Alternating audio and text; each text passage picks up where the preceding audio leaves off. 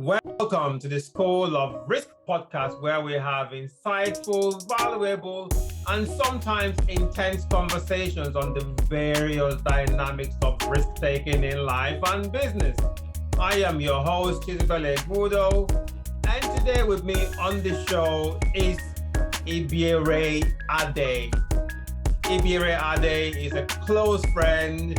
We go way back, and we got some interesting stories that we are going to share with you today. She in particular is going to share with you some really insightful messages. She's a great risk taker who's done some amazing things and is doing some amazing things. I'm going to let you listen to this wonderful show. I'm not going to talk too much. This girl is amazing. She's a rock star.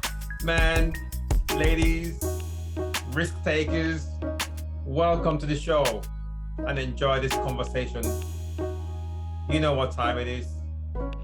It's time to go to school.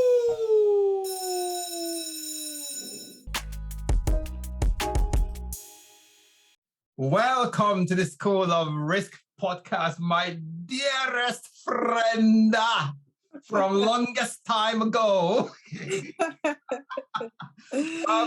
Welcome. I'm so pleased you are here.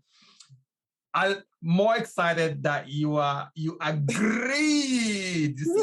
Please being pronounced. You agreed to be on the show because I know you are going to be hesitant, but you're here, and that's great. Yeah.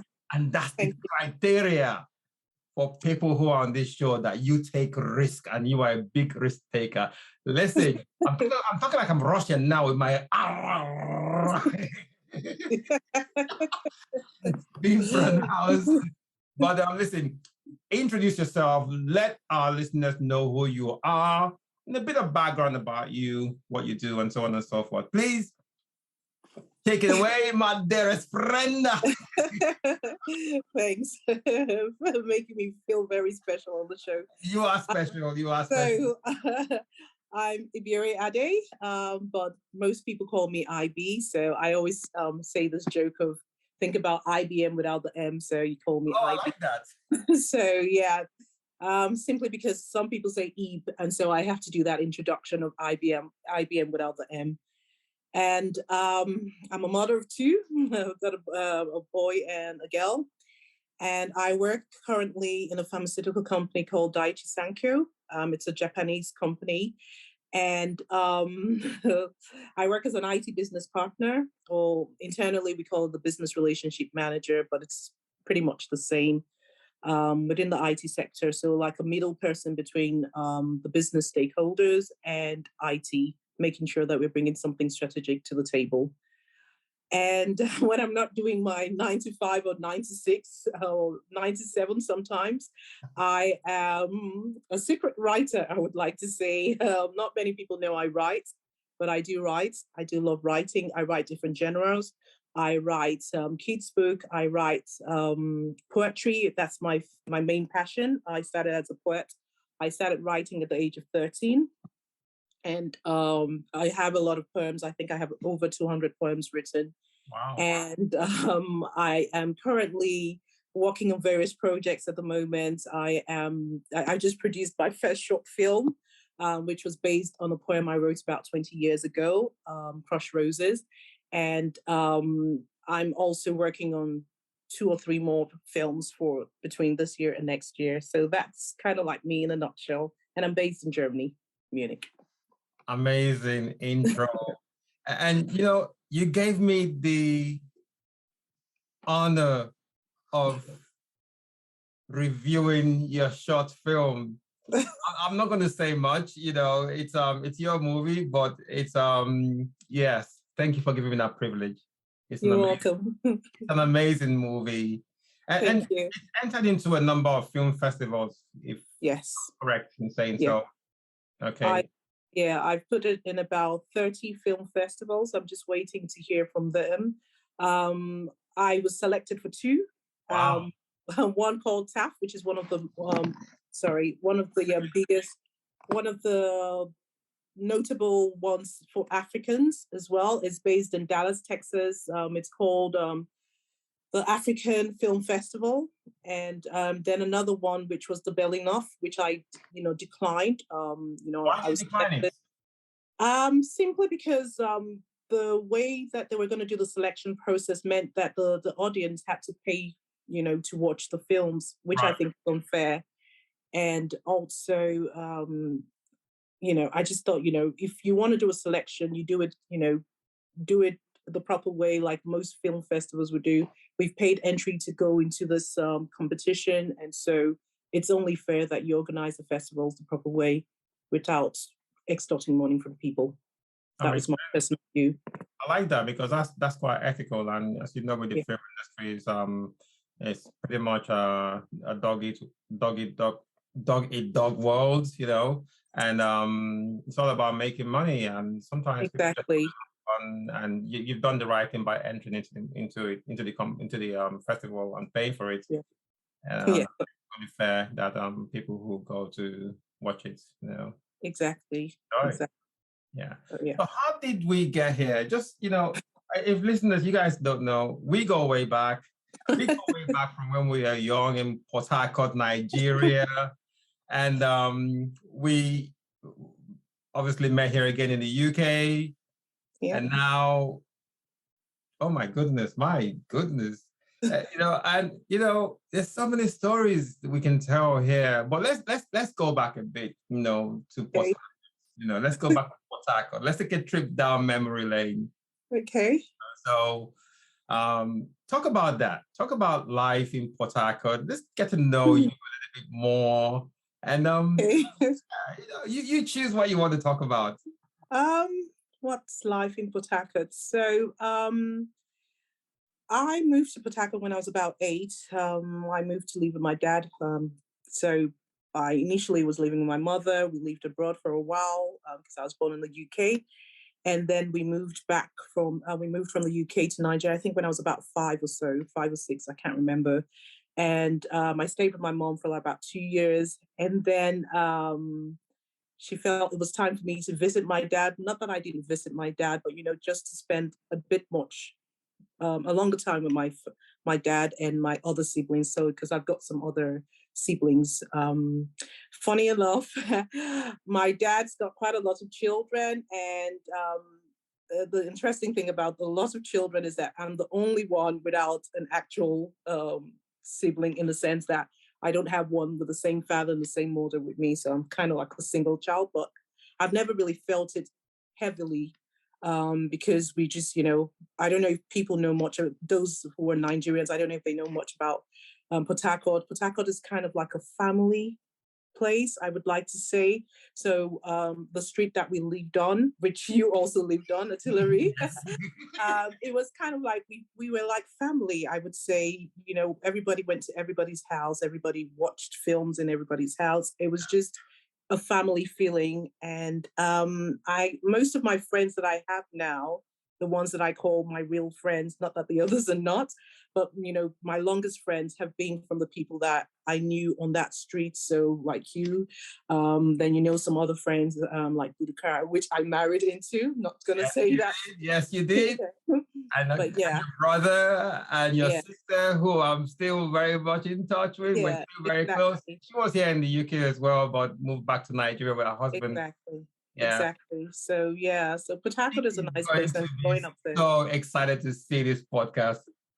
Well, she's probably going to be telling me, you know what, I want to be on now.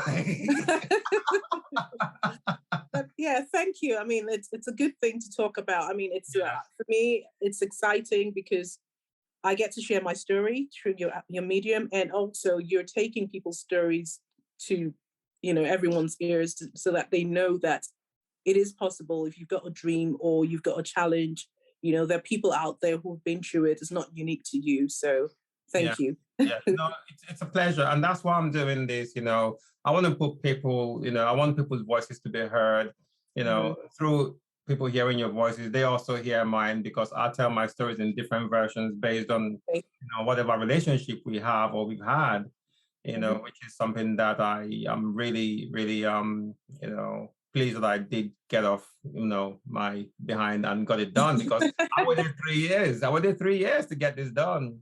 A Well friend of done. mine put this in my head a few years ago. 3 years we were in his office and we were talking, and he said, just put your stuff out there, do it. That's right. Do it was, and the idea he gave me was to do one every single day of the week. Wow. Yeah. What's funny? I actually started, doing it one every day of the week, but it was too much with everything else I was doing. So I thought, you know what, I'm going to scale it down so I can just be consistent with it. And, And you want to make sure that you've got enough time to, yes, produce best. exactly. So it's more about quality and not Exactly. quantity. Exactly. So you come from a very diverse family. You've touched on that. You've touched on that. And, Yeah. A lot of people will probably know your name, your family name. Yeah. Tell us about that.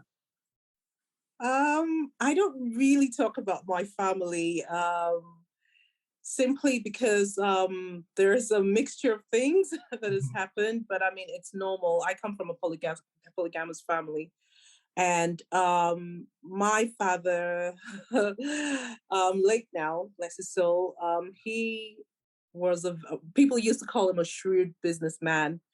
And I think he wasn't really, now that I'm older, I don't think he was shrewd. I think he was just trying to survive, where there's so many other giants there and the market was fierce. So he got himself into so many other, so many types of businesses. So he owned a bank. Yes, he was one of those to first own a bank.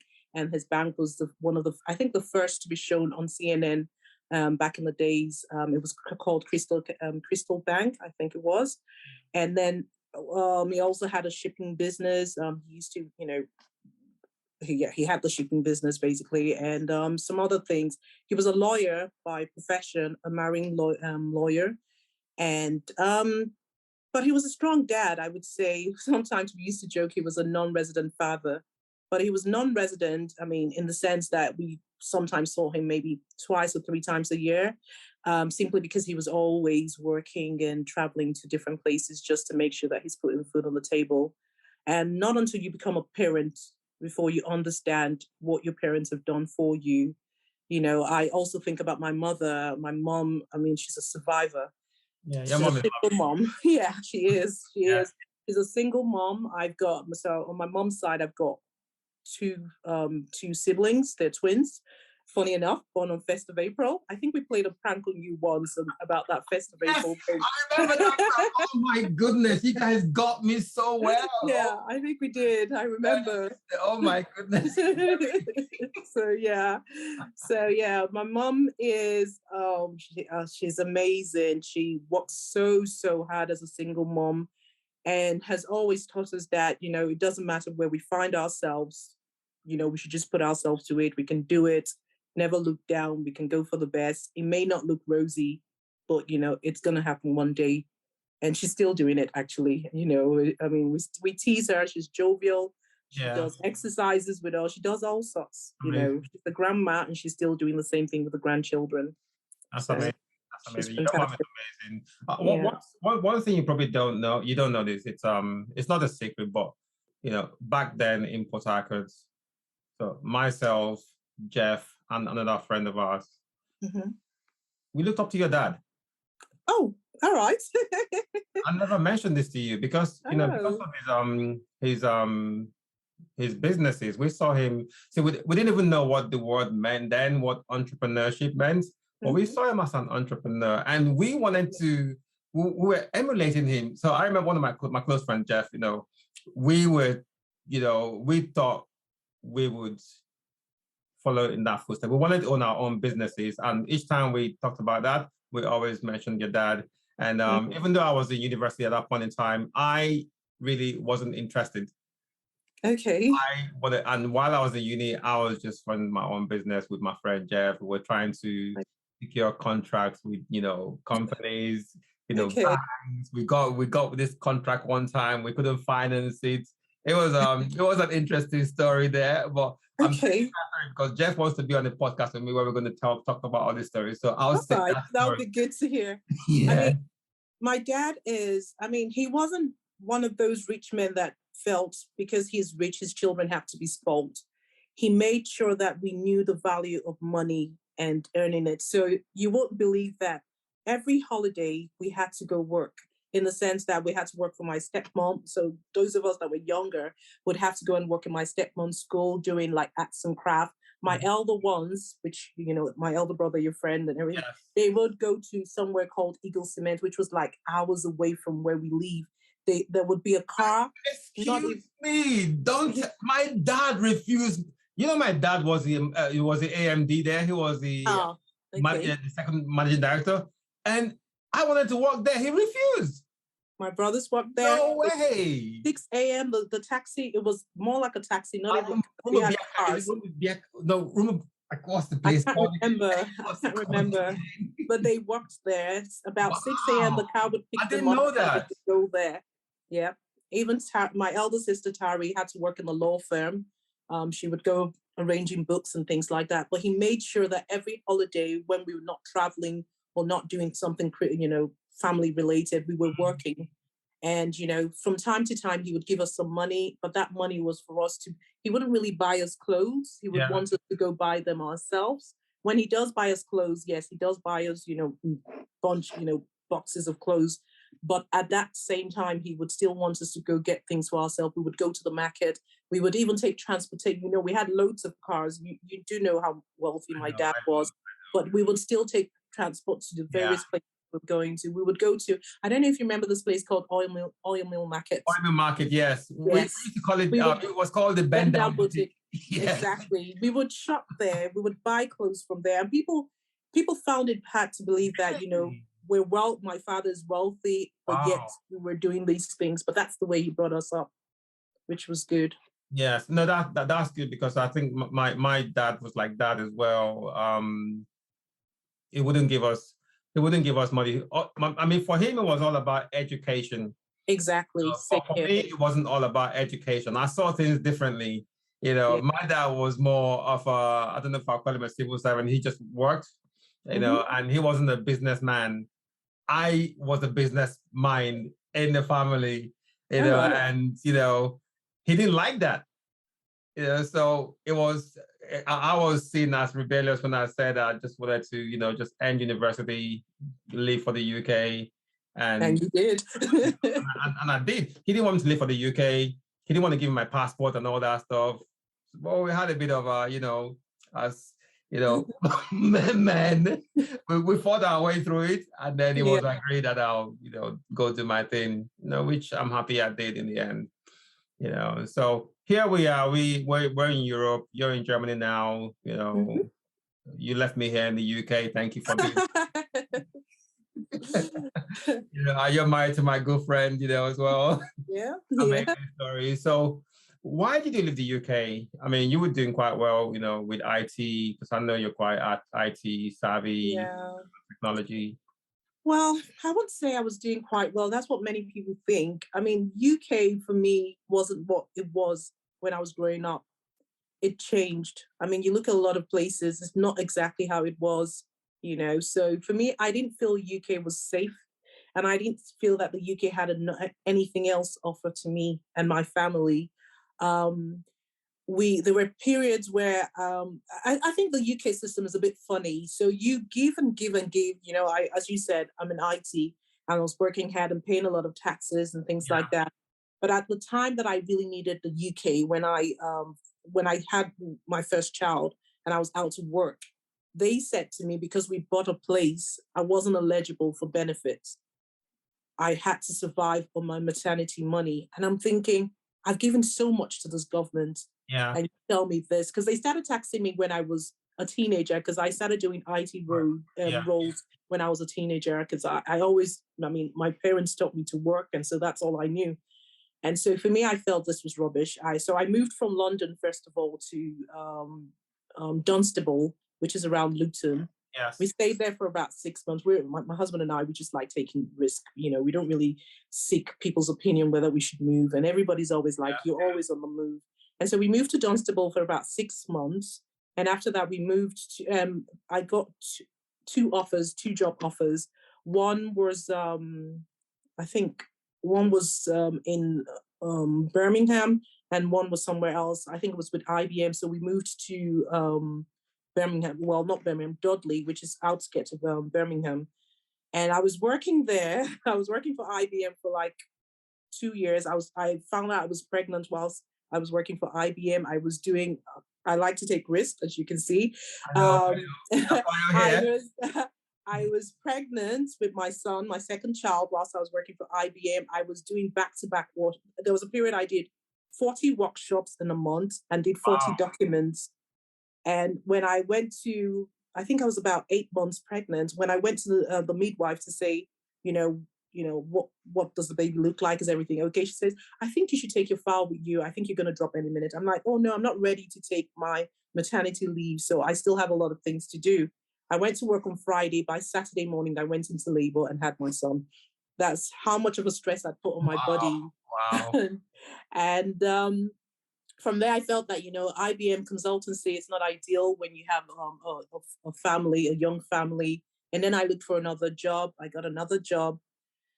And then we were hungry. I forgot to say, in 2008, we really wanted to move, to Europe. We wanted to move to Switzerland. We'd been trying.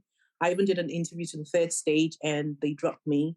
And so in 2014, when my son was about 2, or about to turn 2, the place we were staying, they wanted us to, they always come to check the place every 6 months to 1 year to just make sure everything's fine.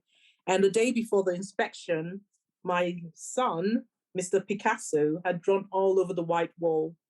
He literally took a blue marker all over the white wall. We just painted the wall. Yeah. And so when they came to see the place, they were like, oh, no, they can't have this. We have to paint the wall. I'm like, look, I have a 2 years old. I have my daughter who was, I think, about to turn, no, she just turned 4, and my son is about to turn 2. I'm like, there's no way I'm going to paint this wall again. Serve me, if you're not happy, serve me your notice, my notice. And so they served us a 1 month notice. When they came to serve us, it was on the day of my son's 2nd birthday. And so my husband and I were very happy. We went out, celebrated. We actually went to Nando's. We even took pictures. We were so happy for some strange reason. Yeah. And then we decided, let's try again for Europe. Let's start applying for jobs. That same week, I got 2 offers, one for Switzerland and one for Germany. And Switzerland one, I wasn't too keen on it. I felt that they were like straight jacket. It was a bank, and in the interview, the lady was so cold. I mean, it was you could hardly get a laugh out from her, or smile or anything. And you know me, I'm always joking. The culture would be like. Exactly. And so I said no to that job. I came out of the building, looked up and said, God, I don't want this job. And then the one for Germany, it was a contract job for 14 or 16 months. And they offered me the job and said, it's not a permanent role. It's only about 16 months. I'm like, we'll take it. So we didn't tell the family about it. We waited till I signed my contract. My husband was still looking for jobs as well. And then when I signed my contract, we threw a party for my son, his 2nd birthday. And that's where we told the family we're moving to Germany. We put all our things in a storage. We booked a one-way ticket. And we arrived Germany. Okay. We didn't know anyone in Munich. Questions are bubbling in my head. Go on, carry on. Because I like research. So I researched where we could stay. So the plan was we would stay in a hotel for 8 days, and then we will stay in a pat hotel for 3 months or 1 month, depending on when we find a place. We've never been to Munich. We didn't know anybody there, things like that. Oh, well, I tell a lie. Chinedu, my husband, knew one person, but it's not as if they were close.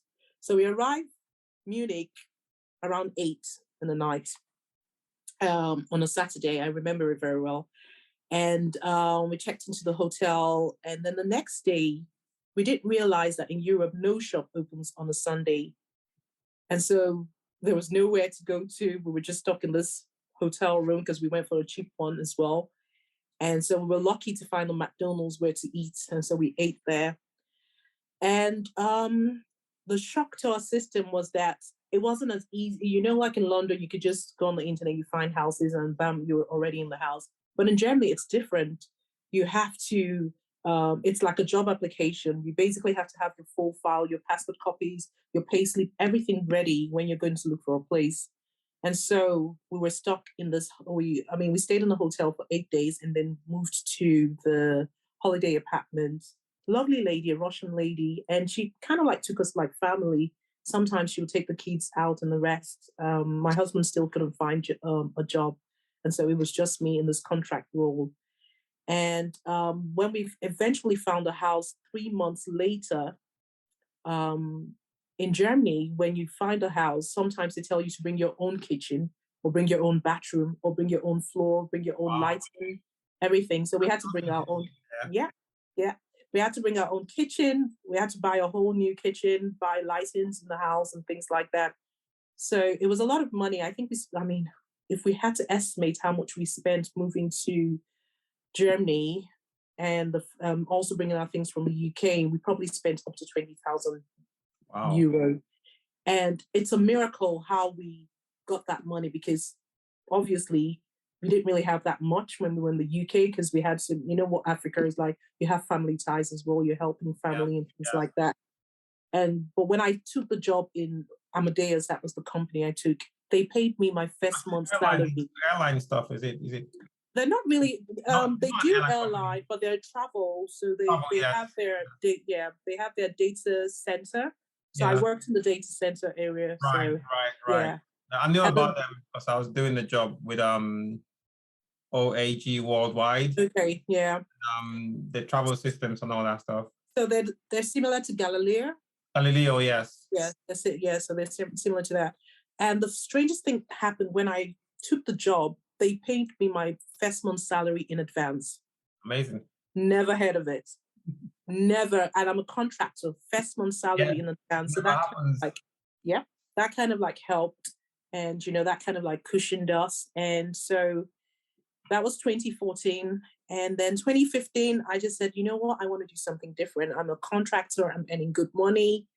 Why not publish? So I wrote my first children's book in March 2015. And then I heard about Frankfurt Book Fair. And so I decided to write 4 more books. Hold that thought. I want to take you back a little bit. Okay. I want to take you back. You left the UK. Yeah. One-way ticket. Yeah. Was it all planned that you were never going to come back? Yeah. Well, we were just taking the risk. We just said, one-way ticket, let's see where it takes us. If it doesn't work, we come back. We put our things in the storage in the UK. And we went together. Because that is a super amazing risk-taking adventure you went on there, and it's not just like a travel thing. Someone says, you know what, I don't know where I want to go to on holiday. I'm just going to go. This is your family. This is your life. Yep. You gave everything. A different language. They don't speak English in the village we live in. Yeah. Because, say something around that, because a lot of people are thinking about doing or taking some major leap in their life or want to change something. They have it in their head. They want to, obviously have a better life. Maybe it's a job or family, but they're too scared to take that leap. Yours wasn't even a leap. I don't know what to call it. You flew. It wasn't a leap. Yeah, so people are scared to make moves like that. Let alone, other smaller, ventures or something that could change your life. This has changed your life, the life of you. It has. Everyone's different, but for me, I'm like, I don't believe in family separation, whereby the husband goes first, the wife goes first. Absolutely, I agree with you. If we're going to do it, let's do it. My father always said, if it's one bedroom we have, we'll all stay in that one bedroom together. Yes. And so that's what we did, And one thing I always say to people, if there's something you really want to do, don't go telling everybody, because it's not everybody. Reason because some people don't see your vision. Some people will there's so many negative sayers as well. Some people will immediately throw all the, Germany is racist, or this, you can't go with your whole family. Why don't you test the waters and things like that? If you've made up your mind to do something, just go for it.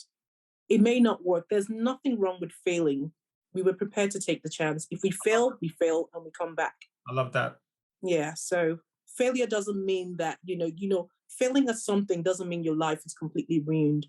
Dust yourself, find the next avenue. Absolutely. That's it. Absolutely. I like to say that failure is not absolute.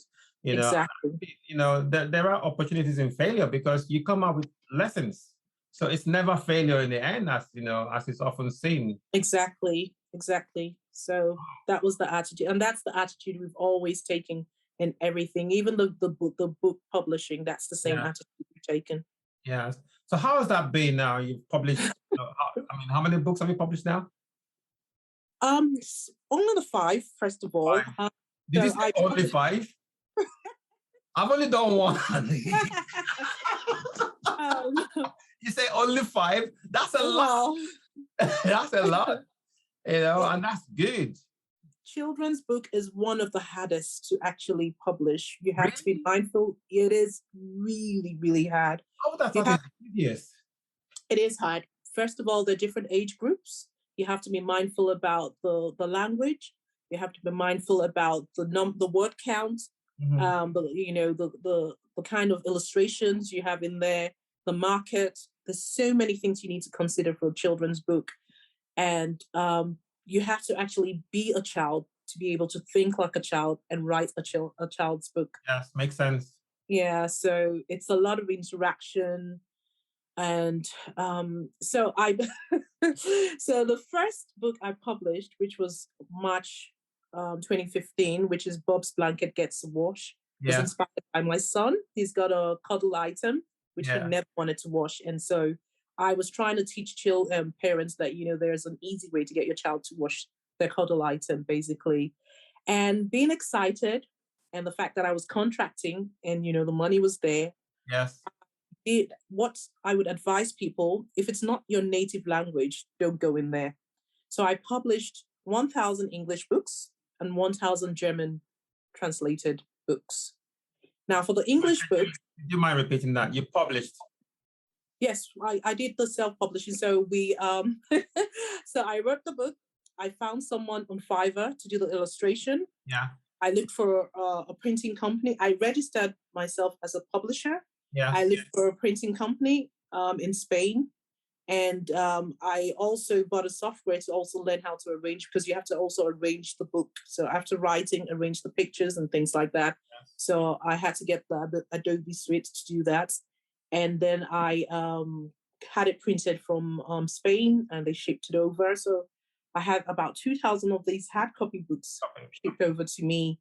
And then you have to do the marketing yourself. You have to do a lot of stuff, sales and all that stuff. And Germany can be shrewd. If you register a company and you don't make money in the first 3 years and you close the company, you pay back. So I lost €7,000 back to the government, because my accountant forgot to tell me that, if I closed the company before 3 years, I would have to pay the cost of each of the books that I've got left. Wow. So that happened. And so that was that with those copies of books you got printed. So for the English one, I think I've sold probably about 400 to 500 of those books. And then I donated some to a hospital in Basel. Okay. And the German one, I have them in my garage, actually. Probably have about 800 of them in my garage. And then for the 4 other books that I published in September, because because I wanted to go for Frankfurt Book Fair, and I didn't want to go with just one book. Yes. We ordered a stall. Instead of getting a stand, we got a stall, big feet. And a stall is about €3,000. And because my company was registered in Germany, they put me amongst the German giants. So rather than put me on the English floor, they actually put me on the That's a good thing. That's a good thing. Not quite. I didn't even sell a book at the book fair. Oh, was that because the giants were overshadowing you? They were everywhere. They were so fancy. They had their stores nicely decorated. There's all sorts. Wow.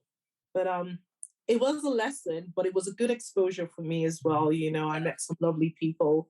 So I had 5 books on display in my stall. Yeah. My family helped me set it up. There are pictures on my website, actually, the whole journey. But it was a good experience. We drove all the way to Frankfurt. Every day we were down at the fair, trying to interact with people and the rest. But would I self-publish a book like that in that volume again?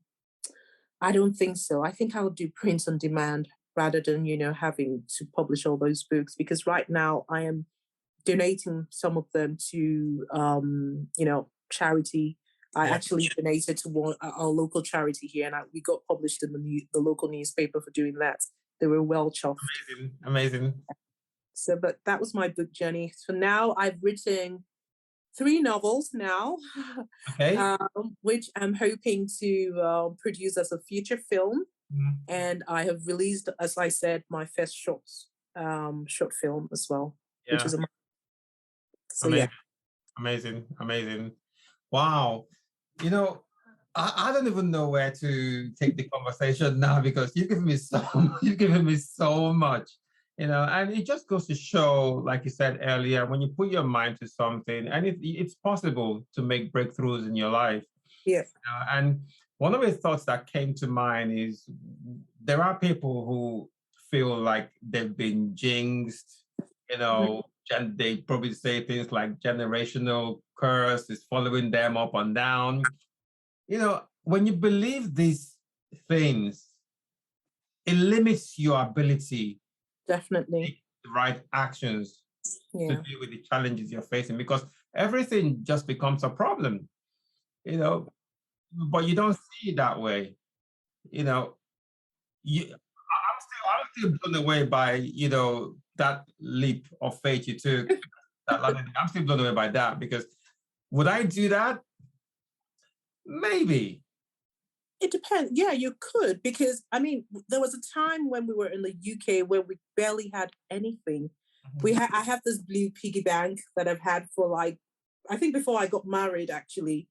And there was a time we were so broke that we would open the piggy to even buy bread. Wow. And it was so bad, because I was like, how can I be earning good money? My husband's also earning good money. And at the end of the day, we're overdrawn. We're barely making it in anything.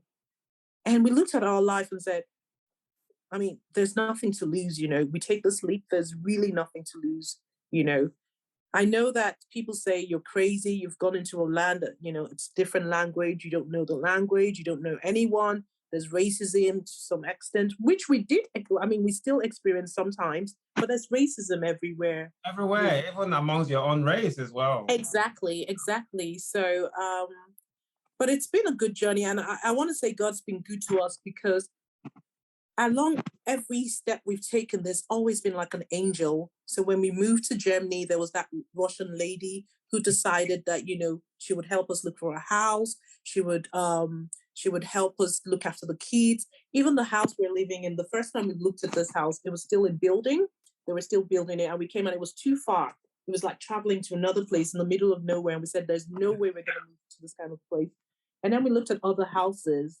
But then my husband and this lady came back to this house, and they said the house, they'd taken a different look, and we should actually take it. Yeah. So when the owner of the house, bless him, he's such a love.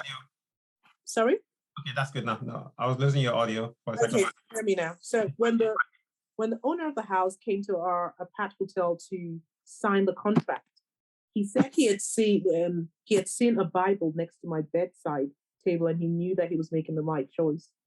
And so that's what made him sign the contract. You won't believe, we've been in this house coming up to 8 years. He's never, ever increased the rent. Wow. We're still rent. And it's it's a full house, 3 floors. We have a basement, and we have 2 other floors. And the front of our house, you can pack about 6 or 7 cars. He's never, ever increased the rent there. And he's amazing. You call him, there's a problem, he comes immediately.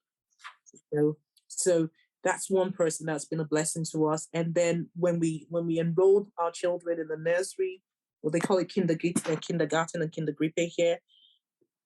My children's friends, their parents just decided they would come to setting meetings with us to help us translate.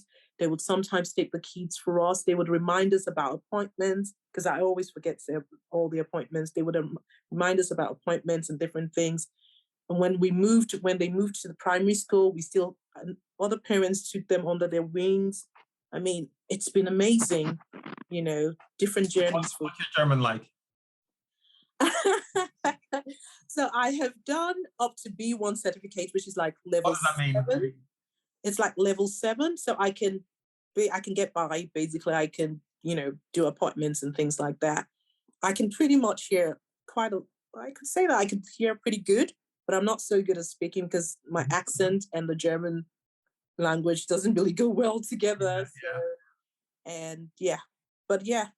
That is incredible, because just one thing you said earlier, you talked about the time, when you and your husband were going through financial difficulties and you were saving money out, you're taking money out of a piggy bank, Yeah. I love how you are open about this, and, no shame in talking about these different dynamics of life. Exactly. It's life. But you find people sometimes try to cover up, this aspect of life and put on a show like all is good, but then they don't get the help they desire. And I feel when you're pretending that you have it all when you don't actually have it, you are limiting yourself. And I feel like speaking about these things, it's life. We have to embrace life in all its facets. Life takes, things come, things go, and don't try to, polish things over and act like, you're some type of a celebrity when you ain't got nothing. It's pressure.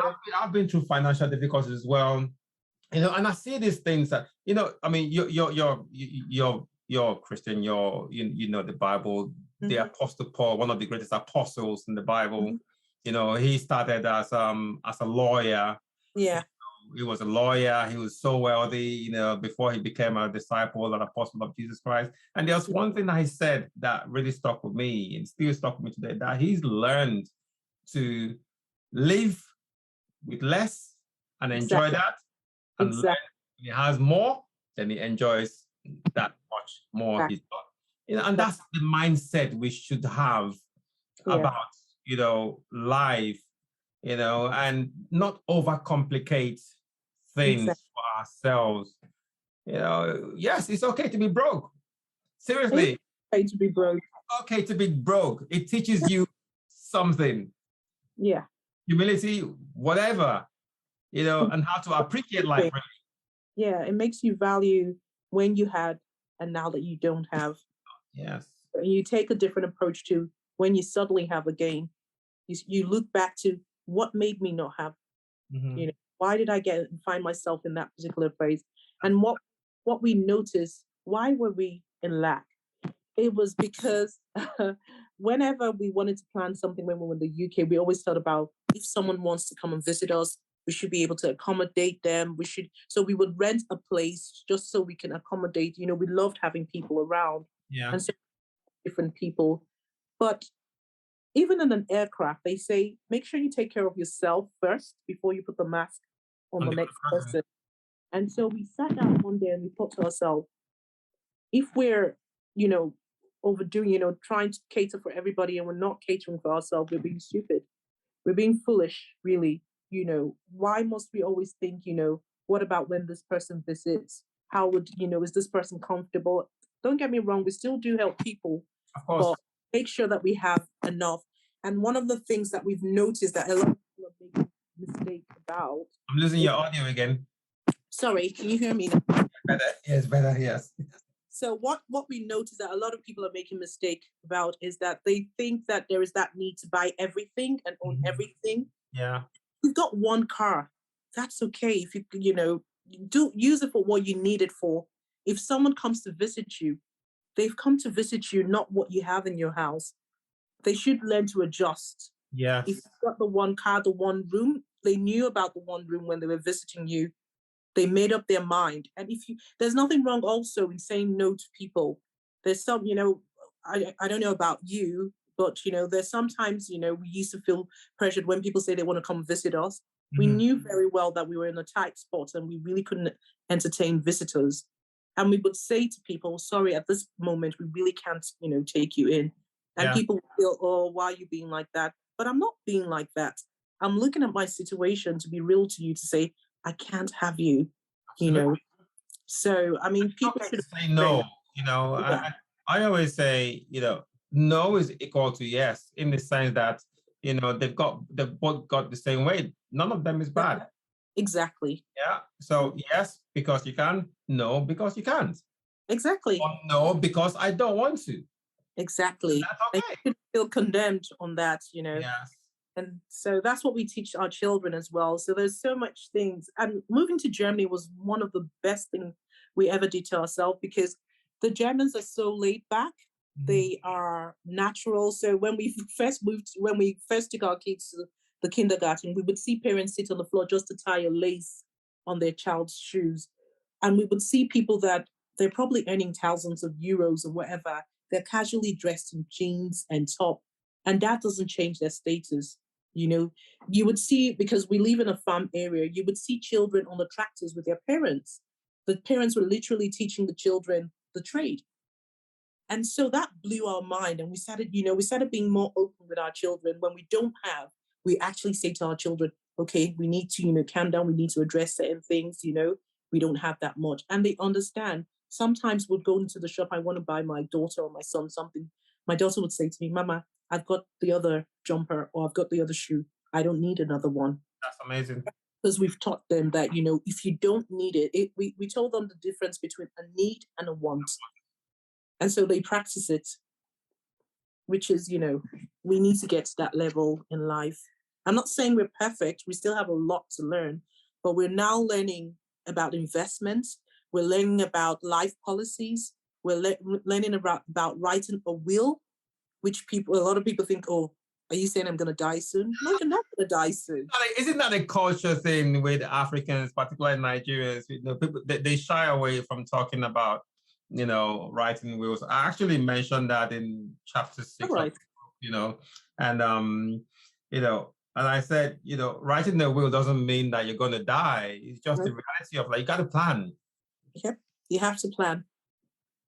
You have to plan, and with Africans in general, I don't know about other cultures, but we tend to look after family and friends. But one thing I always say to people now is, make sure that you've paid your bills, you've kept a bit for yourself, you're looking at some investments before you start dishing out money. There's nothing that you don't want to retire and then you're struggling and looking for where you get your next bread. You want to do something now that you're young, inconvenience yourself a little bit, buy what's needed.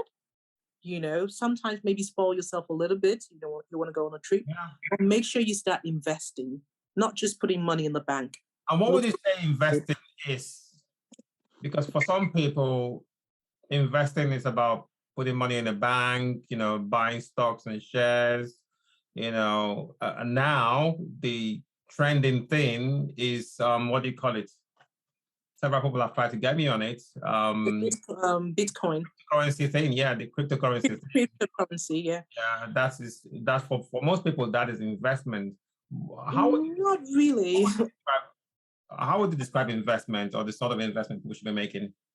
There are different types of investments. I could even call, learning an investment, because you see that you see that you want to do something, and then you start studying for it. You start doing some YouTube videos or whatever, so you start studying. That's an investment because you have a vision. But I always say to people, before you even do an investment, what's your vision? Yeah. What are your goals? Have you thought about that before you start jumping? Have you done your research if you want to go into somewhere? So investment for me can be anything. Yes. But you must do your research. And why are you doing that investment? Are you following the crowd, or have you actually researched to see that, by X number of years, this is what you're expecting from that investment? So it is really what you make it. Absolutely. And I love investment that you have control over. And because a lot of the investment people make, they don't have control over it. The price is set by the other party. For me, investment is about some of it is about learning and using Mhm. that learning to generate some kind of revenue for myself. Exactly. Starting a business or developing a product or something. I Exactly. have control over that. No Hmm. one can set the price for me but me. Yeah. Whether it's teaching what I know, that again is investment. And I think people should do more of that. Because I feel Well, that we have when I say more of that, I say more of, you know, I think the buzzword now is diversify. diversify, A lot of yeah. people are diversifying without checking the balance, as in, where do I want to put my hands in? Mhm.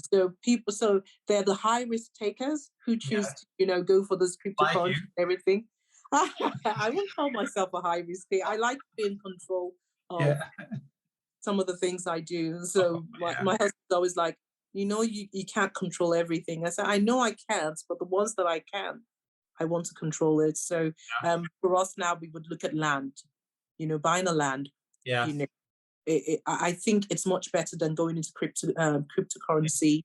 Yes. Uh, you know, by investing in yourself educationally, because no one can steal that from you. Absolutely. A You hundred know, 100% agree with that. Yes. and I also think investing in who you hang out with is a key thing. If Yes. you invest yourself in people that don't add value to you, you've messed up your future. So Absolutely. investment, Building the right network. yeah, the right network. So yeah, so for me, diversify is in various ways. It could be in building the right network. It could be learning. It could be buying property or buying land and things like that. So Yeah, absolutely. Absolutely. Wow, incredible.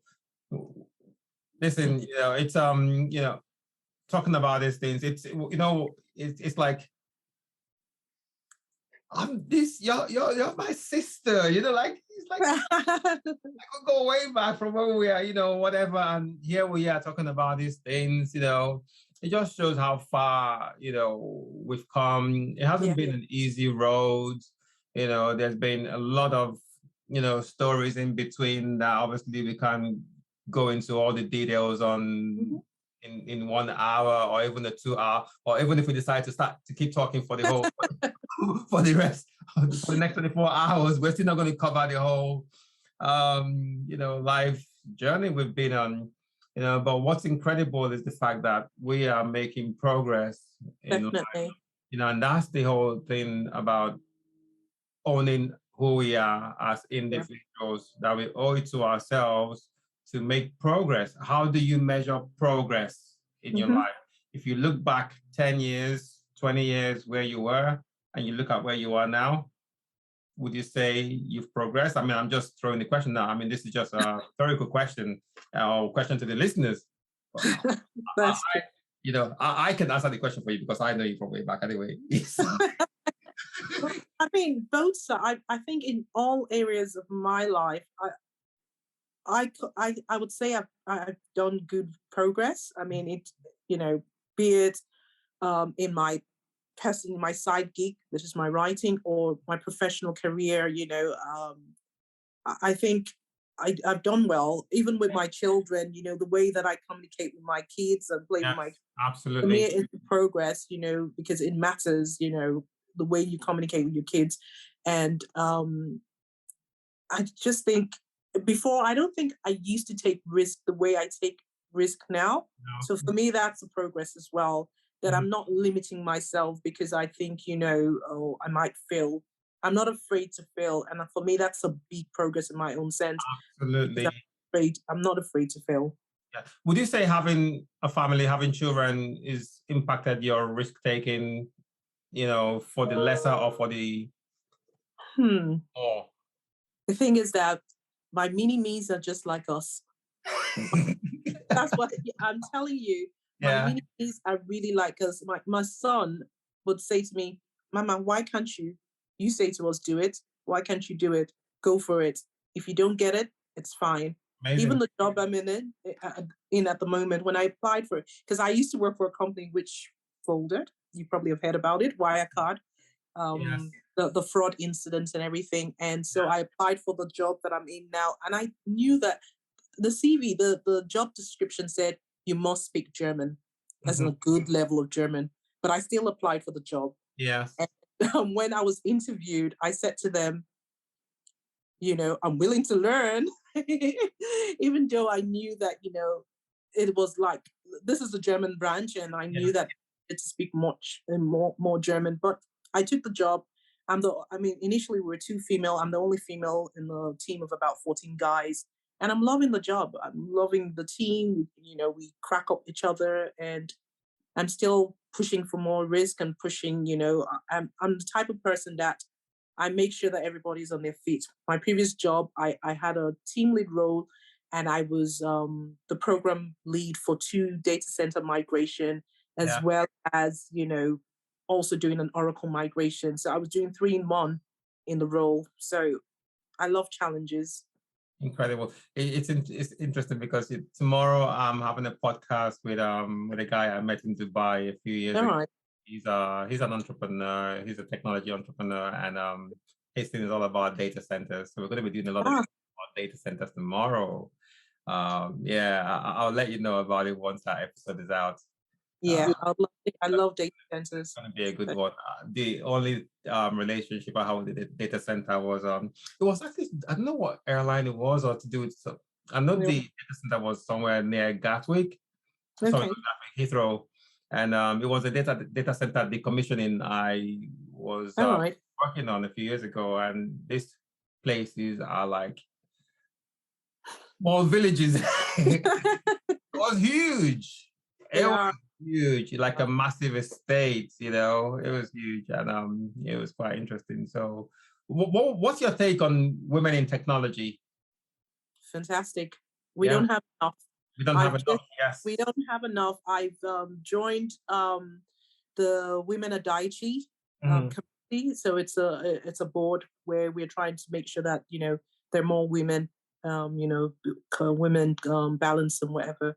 So I've just been voted in this year, one of the ladies in the board, and I am definitely going to push for diversity and inclusion, and I want to see more ladies in the IT sector. My manager said I'm the only lady that's ever applied for a role in his team. Really? Yeah. Wow. And so I want to see more ladies. Why is that the case? Is it that women are not interested in technology and they think it's a man's thing? Is there a reason why? What do you think? Well, it's a mixture of many things. So one of the roundtables, IT roundtables that I attend, one of the ladies said that the reason why she wasn't really getting CVs for certain roles was that the ladies felt that the jobs were very masculine. So the job descriptions were not really balanced. It was more masculine. Another reason was the fact that a lady always thinks 100%. If they want to do something, it has to be all or nothing. So if they looked at a job and they can't see themselves doing it 100%, they would never apply. Right, yes. A guy would say, I can do 70%. I'm not trying to be sexy or anything like that, but, naturally they would say, I can do 60 to 70% of this, and they would apply for the job. They would go for it. And then sometimes in a meeting, sometimes some people can be insensitive. So you're in a meeting with so many other people and they're throwing comments and they're not being mindful of, maybe the other culture or the other sex and things like that. And women can be very sensitive, and that could make them not apply for a role because they've looked at it. It's mostly guys. They don't want some sensitive comments being thrown at them. So it's a mixture of things, I would say. We need to address. And then there's the imbalance of pay, the pay scale is not balanced. It's like that. So, a big issue around that, which is still ongoing. But I think there's been some companies are making strides to obviously make the pay scale equal for both men and women. And I know there's also a drive being made to have more women at the executive level. Yep. And I was having this conversation not long ago about women at executive level. Yes, that inclusion is being made. Women are being allowed to get to the top. But one of the things I've heard back from some of these women is that, yes, they are in those roles, but they're not being allowed to act in that capacity. It is a challenge. Yeah, it is a challenge. I mean, when I was running the data center migration, I remember a particular guy saying to me, "Who made you the program lead?" Wow. And That comment? yeah, that he was well challenged, because he couldn't understand why I was the program lead and I was also in charge of the Oracle migration, and he just couldn't stomach it. Wow. And so struggled and struggled to, work with me. And I just basically, when you're working in certain roles, you just have to understand the different characters and know how to address them. And so in some meetings, he would literally be barking or, as if he wanted to jump over the table and attack me. And Wow. the EVP said to me, "How do you manage to remain calm about things?" Yeah. How do you? I pray a lot, that's for sure. But I think I've come to the level in my career where I've seen different types of people, and I've mastered how to, work with certain people. But I do pray a lot. I do pray before I go into meetings. And yeah, sometimes you just say to yourself, is it worth it? Do you really want to bring yourself down to that level with that person? And it's not worth it, really. Not worth it. Yes. Yeah. And sometimes those people just want an attention. So for some of them, they just want to be allocated a particular type of role, and that shuts them up, make them feel important. That is amazing. It's dealing with people is something that we do every day, and I think in order to avoid putting so much stress on ourselves, we have to have that open mind to know that Exactly. there are crazy ones out there, and sometimes we will have to face those crazy ones. So the question I have to ask myself is, do I want to be crazy but acting Exactly. crazy when they are crazy? No, Exactly. it's give me stress. And I don't want the stress. I want to be home in my bed at night, sleeping, not thinking about what this person did to me or that person that did to me. So I love my sleep. So I love peaceful sleep. So being aware of the environment we live in, and preparing ourselves for the next day. I used to do this exercise where after a day's work, I would step back before going to bed and then reflect. I kind of play back my day.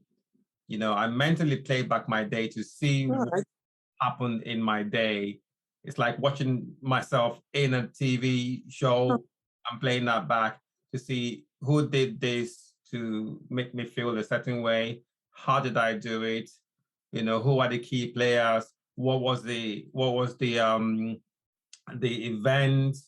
Mm-hmm. Where did that go from there? So I play it all back. And in the last few minutes, so it's called the 23, I think it's 22-minute or 23-minute exercise. And I'll try that. The last 7 minutes of the exercise, I then work out how I'm going to approach the next day in that same in that situation or in that environment again. And I find that I'm more prepared, for the next day, and I'm more in control of how things play out as opposed to letting the day control me. Okay, that's something I'm going to try. It did work a lot. I mean, it does work a lot. I will try. It does work a lot. It does work. I mean, I still do that, and it does work. And you get less stress really from. Yeah, sometimes you just have to sit back and just smile when people act a certain way. Yep, I do that as well. Because Yes, exactly. Come on, we gotta shed a little bit of light on your husband here. Come on, man. We're not gonna finish this show. Shed a bit of light. Give him my husband. give him 5 minutes of glory here. Let's put it. Oh no, I have. No, sorry. I don't think apart from God, I don't think I would have been where I am, made it this far without my husband. He is, the way people call you boy smile, same way. That's the same way my husband is a boy smile, You are the first person to mention that on the show. That's my nickname from before. But it is, you're still smiling, you're still laughing. And it's funny, he was asking me, like, do people still call you boy smile? I'm like, the ones who know me from way back, yes, they still do. Yeah. So yeah, my husband he's laid back, he's so supportive, and he has his own business. He he's into t-shirt designs. Wait, I'm going to do this on the show. Hold on. Yes, so that whoever is watching can see. Yes, he made this for me. My hoodie. I was going to wear that, but I was out. So yes, he's creative. He's super talented and amazing quality, amazing, Thank you. Wow. And I'm going to be ordering, my merchandise stuff. He's going to be doing all that for me. Oh, thank you. Yes. So he's a self-taught designer because he learned everything. Amazing. But he's passionate about what he's doing, and he's always like trying new things. And the great thing about him is that if he feels that we don't have the finance, to buy a particular table that he needs for whatever he's doing, he makes them himself. He goes to the store, gets wood, and he makes them himself. Check him out. A lot of stuff. So that is amazing. That is incredible. Yes. That is incredible. Yeah. You are both super risk takers. I'm going to get him on the show. Seriously. Tell him it's his turn next. I wonder how you guys are going to get words through, because both of you are always laughing. We're probably going to be laughing all the way through. Yeah. So that'll be an interesting one to watch. Yeah, it'll be an interesting one. Absolutely. Yeah. I would love to get him on the show as well at some point. It's going to be a fun one. Some people are just, they have something, but they don't know what they have. Well, everyone has to arrive at it, They have to get to that point where they now know that it's time for them to do something. If you try to convince them, it's just like you said, your friend has been telling you for 3 years, but you weren't ready. I wasn't ready, yes. Exactly. It's not that I didn't know I could do it, but I needed to find my voice. Exactly. Know what voice to be projecting. Mm-hmm. So I thought, I'm just going to do what I know, and take what I know and make it into something. And I'm going on the theme of risk, but making risk applicable to everyone. And everyone is a risk taker. And when you went into this risk, no one was really interested. I still remember, honestly, I remember it was in front of, I think we had this conversation right in front of the university in the evening when you said we're quitting. And I'm thinking, is this guy crazy or something? Yeah. So you're going into the risk, you're doing this course. I'm thinking, all right, if you say so. And look at how far you've come. Look at how far. And, I think, I'm still at the bottom, because there's so much I want to do. So I'm writing my second book, and it's more risk focused. Yeah. And I think that second book, is what will set me apart from everyone else, because it will be a book it's like no one else, in risk. Yeah. And it's going to be something that everyone would appreciate and find valuable. It's not for the risk professionals. It's for everyone. Like everyone, because we all take risk in life. We need to know how. Exactly. I'm taking those fundamental, principles. I'm making it applicable, and that's one of the biggest failure of risk is the fact that everyone takes talk about risk, but it ends in companies. It's not taken. They don't bring it home to the ordinary people. Exactly. I think, but why do you think that happens? Because sometimes I feel that this cliche thing happens once people see that this is working, everybody applauds that place and uses the same formula. They will drop off eventually. Exactly. And that's happening now in risk, because everybody wants to jump onto the risk bandwagon now and become risk managers.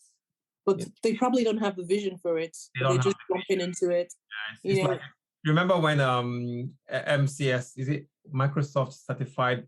Yeah. The certification. Remember that one? Yes. I remember what that by the called. Yes, and then people were doing Microsoft service. It was the same thing. Everybody was just rushing into it. Exactly. And obviously, it's probably the quickest thing they could learn to make money. It was all about making money at the end. But exactly. It's not about that. I realized when I got into it, that I was that I am a risk taker, and everything around what I was learning was spoke to me, because the things I was doing in my life was really taking risk. But now I need to understand that there is a way to do it. Okay. I've understood the way from a textbook perspective, but I've taking it away from the textbook perspective now and advancing it beyond the textbook, because it only limits you to what happens, in businesses, in organizations. But who builds businesses? People. Yeah.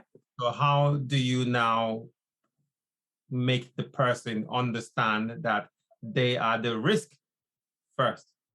Exactly. Because and one of the things I've done is redefine what risk means. And my definition of risk is that risk is a person or an entity business, small, medium, or large, with a purpose. Because I now understand your slogan. The risk is you. The risk is That's you. why. That's why you have that slogan. That's why, yes. That's why I've got that there. The risk is you. Right. Yes, exactly. And that's my theme. That's what I'm pushing. That's my, whatever it is you want to call it. But that is my identity. And I've got great vision for risk. IB, it's been amazing. Thank you. I'm glad. Thank you for saying yes to me to come on the show. I really, really do appreciate this. This is special for me. My goodness. I wonder who from our past will see this. Oh my goodness. I'm going to be getting calls or email or messages or something, But it's been incredible. But I'm not going to let you go without asking you one question. And that's what I call a superhero question. Okay. Superhero question. It's all the same thing. Anyway, hero, shiro, it represents male, female. But so I always ask this question at the end, and I always ask people to share who they consider to be a superhero that has impacted them in their life, and why that person is significant to you. It could be, someone who's not living, who's passed away, right? Fictional or non-fictional. So I have so many people that have impacted my life, but when I think about calmness and creativity, Maya Angelou. Wow. Maya Angelou is my lady anytime.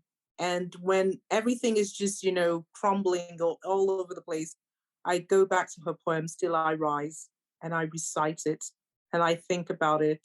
You want to share a line from that poem? No. But Still I Rise, and I like the way that she, if you break the poem out, you would see places where, you say, does my sassiness offend you? So she's looking at herself, she's appreciating herself and saying, it's almost like tough. This is me. Whether you like it or not. Whether you like it or not, this is me, and I will still rise no matter things that surround me. And so, she's a big one for me. Still, Thank you for sharing that. Thank you for sharing that. That's amazing. Maya Angelou, she's a phenomenal figure, and but she. I don't know if she and I think she shares a lot in common with Nina Simone. Yes, that's my husband's. So he likes Nina Simone, and I like my annual. So yeah. So she shares a lot in common with Nina Simone, and I love Nina Simone's sassiness. She's straightforward. Exactly. BSing around and all that stuff. No, so thank you for sharing that. IB, it's been amazing having you. I can't believe I did it. You did it, and you are amazing. We're gonna do a part 2. I know you did part 1. No. Let others have the platform. Okay. Oh, that's generous of you. Well done. Thank you for that. That's really kind. Yeah, but seriously, I don't even want to end the show. Seriously, I don't know. I want to keep you longer. Well, I know you gotta go. You gotta go to the company family and do your thing. And I can't wait for that film to come out. Thank you. I wish you all the best in that. Thank you. Yes, we need more people like you. And what I love about you is, you've maintained this demeanor ever come. Thank you. OMG, Ivy. Hey, I love that. And look at you Thank you. producing. And that's just what we need, peace, people who are creative and visionaries like you. You don't have to, be blowing the trumpets and saying, here I come. But you're blowing your trumpet through the things you do. Thank you. Yeah, so thank you so much. Thank you very much for having me. Thank you for spending the time to listen to this podcast episode with Ibiere Addey. I try to showcase ordinary people like you and I on my podcast, people you can relate with, and I sure hope that this episode with Ibiere is one that has either inspired you or prompted you to take some kind of progressive action, whether it's in your thoughts or in what you do. Why don't you send us a voice message to let us know how this episode benefited you, or just share a comment with us? You can do this with the send in a voice message link in the show bio. Click the link and send a voice message to let us know how this episode resonated with you. Check out our new shows every week and click the follow or subscribe button to be notified when they are released. I am your host, your risk champ, Chizibele Gudo, here on the School of Risk podcast. Until next time, understand this one thing. If you have a risk you want to take in relation to achieving your purpose and you delay, you are already taking a step backwards. Take that risk. The result either way will lead to an opportunity that could bring you something really good. Bye for now.